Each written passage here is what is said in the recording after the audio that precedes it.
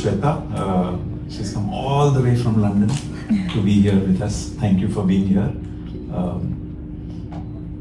She has already shared with you what is the occasion, but I'll just take 2 minutes and set the context.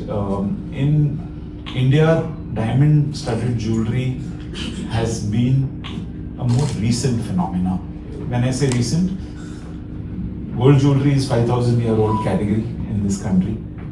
But in Tanishq, we came in about 3 decades ago, and we find that diamond-studded jewelry has been a very low penetration. Even after 30 years now, we are seeing the industry is operating with only about 15% penetration. 100% of the people in India have some gold jewelry, but only 15% have got diamond-studded jewelry or precious stone-studded jewelry.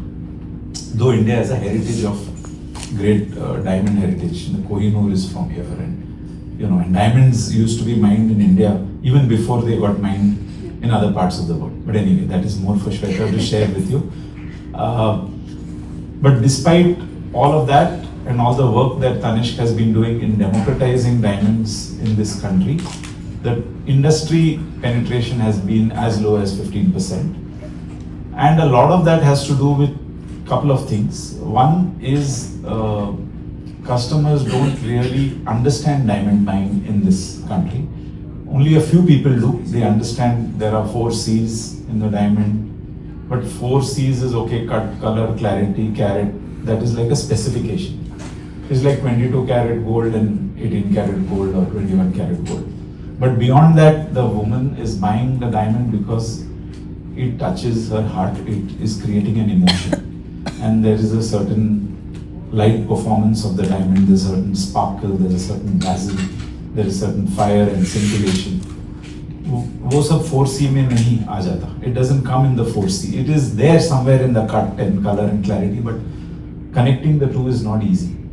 The second big thing that has happened is that is my diamond authentic, and will it have value? That's the other big piece which Tanishq historically has tried to address that by ensuring that we give a complete transparent exchange policy for Tanishq diamonds. You get the latest selling price of the diamond, even if the customer has bought it 10 years back, she will get today's value if she's exchanging the diamond. Or even if she wants a buyback, with a small buyback, there's a very small 3% reduction, and even cashback is given. So in order to assure the customer that her diamond has got value. Why is it important value? Because the Indian customer, even if she's buying it for adornment and self-expression or for status, wants to know that her precious jewelry has got a stored value in the asset. It is an asset in her mind. In fact, very well put, by somebody I know very closely. She said, when we buy jewelry, it is not kharcha. It is not fuzul ka kharcha. It is converting one form of wealth into another form of wealth. And that is whichever customer, even if it's a status customer who's seeking status or who has got enough and more money, she's looking for some value in the diamonds. And therefore, in gold it's easy to understand, in diamonds it's not easy. And the policies and practices have not been transparent. The third piece that has emerged in the last few years is the narrative and the confusion created because of the technological development, which is lab-grown and synthetic and natural. Natural is rare, and Shweta will cover a lot about it. And we know it forms it takes billions of years to form under the earth, and it comes out. All that, some of it you will see in the form of an audio visual. But lab-grown is made by man in a lab, and therefore can be abundant in supply. And like all technological developments, we can expect it to keep improving. And therefore, more supply at better prices, at lower costs, better quality, all that can come. And therefore, the price of lab-grown is likely to keep coming down. Therefore, the fundamental difference between the two, one is rare, the other is abundant. One will have a lot of value, stored value, the other may not have as you go forward. And most importantly, what happens to the customer who's buying? There's nothing wrong in buying lab-grown. Let me be clear. I think it's a great development. All technology development is good. But the customer should be clear what she's buying. and what will be its value. Okay, so that's important. So even when we, in the last couple of years, we've started noticing customers coming in asking us not for lab grown in the Tanishq store or even the Mia store or in the Carrot. They ask, are you selling natural or lab? And can you give us a guarantee on your authenticity certificate that it is natural? We will take your word for it. Now we decided that, of course we do that, but we should go beyond. Finally, we are the Tata Group, we are Titan. We led with the gold Carrot purity 3 decades ago. Time has come now to establish trust transparently and in an open manner, in a clear manner with all our customers.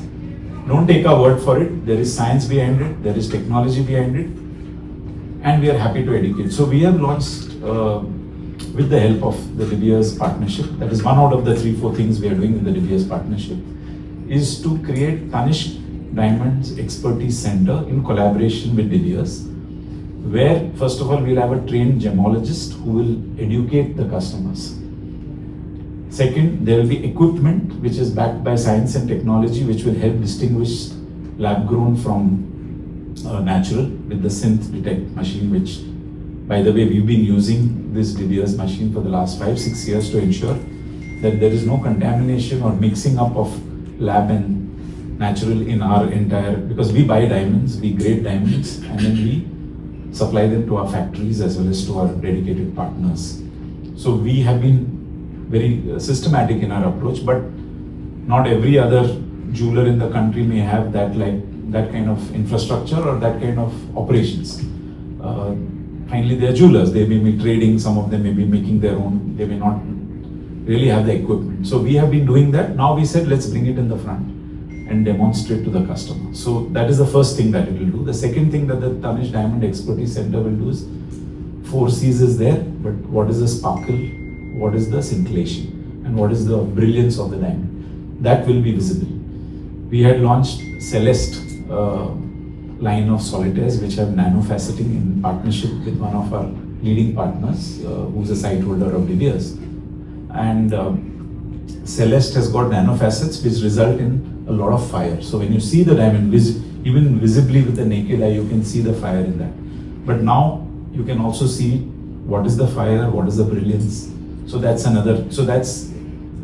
called light scope, and in that light scope is the equipment which we've developed by our technology team. Then there is another important thing we are doing. We want to brand the diamond. Actually, Forevermark has done some work on branding the diamond, but it has been still a little bit of a niche play. But Tanishq, in collaboration with the De Beers team, is now branding the Tanishq logo on the diamond table. So with the technology support from there, so that branding cannot be copied or easily removed, and that branding will be visible through a viewer, and it will also have a unique identification number, so that the customer is very clear what she's buying. And even when she comes back 10 years later, if there's any confusion, if the logo is there, then you know it is a Tanishq diamond. Enjoying this partnership. We had 3 phases. Yes.